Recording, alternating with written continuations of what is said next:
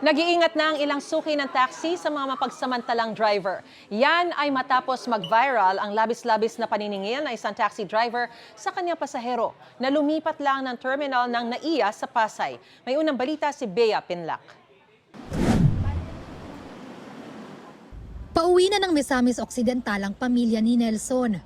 Mula sa isang bus terminal sa Pasay, sumakay sila ng taxi papuntang NAIA Terminal 3. Nasa 200 piso lang daw ang lumabas sa meter ng taxi. Pero kwento nilang mag-asawa, humirit pa ang driver nila ng dagdag 50. Paalala ni Nelson sa mga gaya nilang suki ng taxi. Mag-ingat na lang sa mga yung ibang taxi driver kasi iniisip naman nila yung pamilya nila.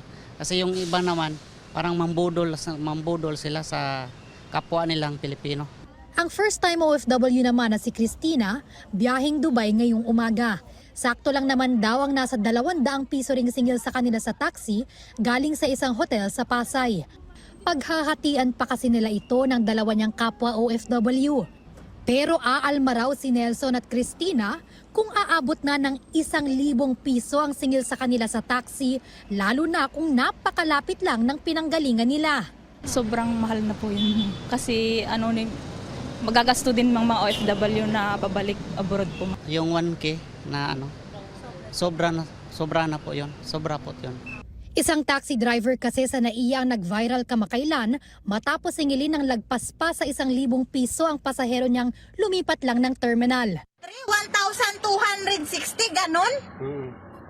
Ano yan? Para na kami nagbiyahe ng probinsya. Humarap na sa LTO ang tsuper na yan na ipinagpapaliwanag kung bakit hindi siya dapat bawian ng lisensya. Humingi ng tawad ang tsuper sa mga nabiktima niyang pasahero at sinabing naniningil umano ng lagay ang airport police para payagan silang pumila. Ang partihan umano, 60% sa driver at 40% para sa tauhan ng airport. Itinanggi ng MIAA ang mga paratang.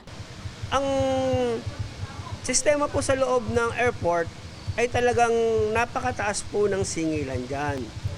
At yan po ay nalalaman ng lahat ng mga empleyado, kahit nga gwardiya po ay alam po yan, yung sistema na yan dyan. At yan lalong-lalo na yung mga tinatawag na APD natin dyan. Alam po nila yan yung sistema na yan dyan. Kasi kami mga driver sa labas, pag kami hindi nakapagbigay para sa APD, tumatawag po yan ng mobile, matik po yan, paparadahan kami, kakatin kami yan sa may labas. Titikitan po kami yan. At yung ticket na yun po ay pang LTO at tutubos kami sa LTO. Ganoon po ang nangyayaring kalakaran niya. Kaya kailangan po namin na magbigay din para sa kanila. Hindi raw nakikialam ang Airport Police Department sa singil ng mga taxi. Nakikipag-ugnayan na ang DOTR sa LTFRB at LTO hinggil sa issue.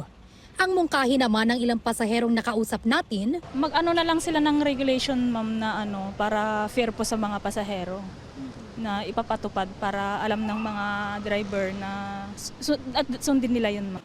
ito ang unang balita, Bea Pinlac para sa GMA Integrated News.